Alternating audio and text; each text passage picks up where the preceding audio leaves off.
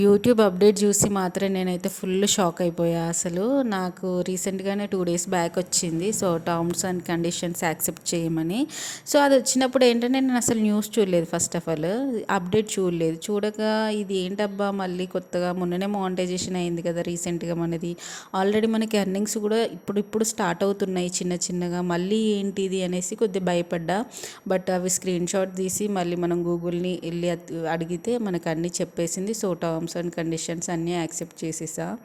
ఏంటంటే న్యూ క్రియేటర్స్కి మాత్రం చాలా ఇబ్బంది అనే చెప్పొచ్చు. 4000 వాచ్ అవర్కే నానా తంటాలు పడుతున్నాము. సో ఇంకా 8000 వాచ్ అవర్ అంటే మాత్రం ఇక చెప్పనక్కర్లేదు. మంచి కంటెంట్ నుండి రీచ్ అవుతుంది అంటే 8000 వాచ్ అవర్ అయినా రీచ్ అవ్వచ్చు. బట్ ఎంతైనా స్టార్టింగ్లో ఉన్న వాళ్ళకి అది ఇబ్బందే. నార్మల్గా యూట్యూబ్ చూసినప్పుడు ఏంటంటే ఇంతే కదా అనిపించింది నాకు కూడా. కానీ ఇందులోకి దిగాకే నాకు కూడా అర్థమైంది. ఆ వీడియోస్ తీసుకోవడం, ఎడిటింగ్స్ చేసుకోవడం, వాయిస్ ఓవర్ ఇవ్వడం ఇవన్నీ కూడా చూడడానికి చాలా ఈజీగా అనిపిస్తుంది.